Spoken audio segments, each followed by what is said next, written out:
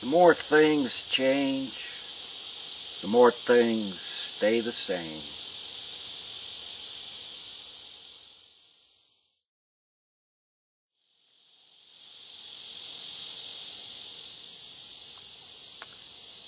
Shades of color, style, and eloquence of language uttered seems to me to be the limits of this change that's bannered, battered all around, causing we, the meekly sheeple, to swoon deeply, cheering wildly when we hear these simple words, "Oh, yes, we can."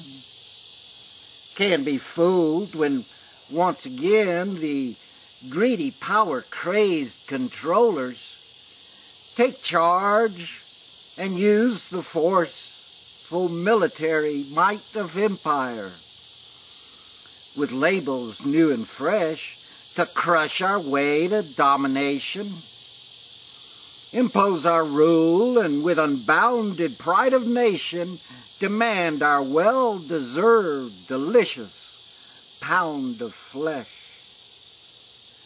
You think I'm kidding that Obama's driven to restore our dignity?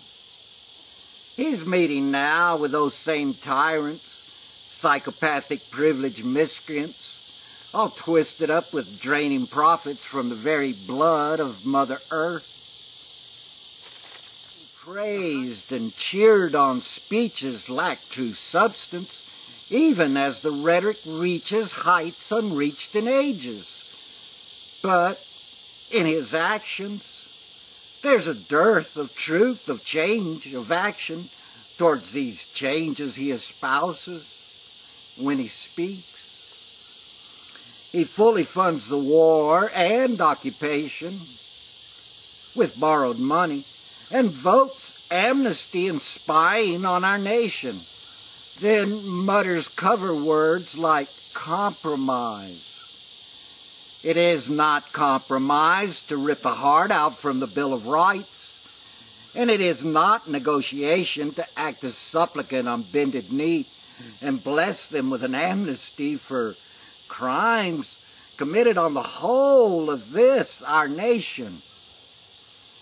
So he speaks change, but screw his words. We need to judge him. We should always judge our politicians by what they do, how they vote, who they meet behind closed doors, and who is closest to their ear.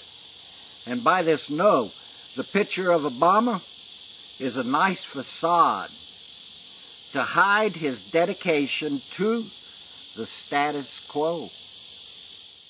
Go ahead and pull that lever with a rational demeanor, saying, "Oh, the lesser evil," though you know the velvet cover on a fascist fist may look nice, but does nothing towards the lessening of the pain. All the blows that you've been feeling, lack of funds, insurance, have you reeling, have you seeing red? At no retirement, but reticent, so you're not fired, and lose that little bit of haven you have gained. So what's my answer, my solution? Pair up with someone who's embedded with a political opposition, who, like you, will vote while holding closed their nose. And make this pact that benefits not just you two. Vote absentee, so you each see the truth of how the other voted. And vote third party for someone who's more devoted to the same ideals that you hold close. You two get to talking, you might find one you both agree is kind of good enough to satisfy the two of you. Either way, no one can say your votes were lost by either major party. Argue with me. Show me where I'm wrong, or there's a weakness in my plot.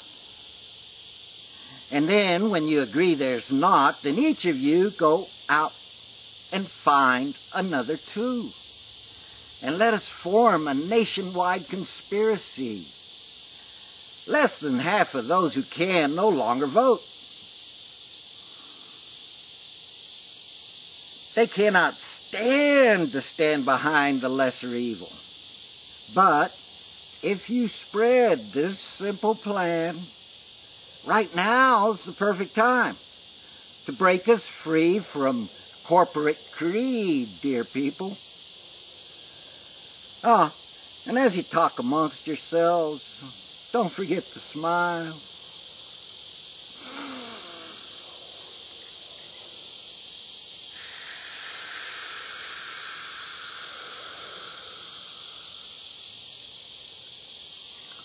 Now, into the circle 5.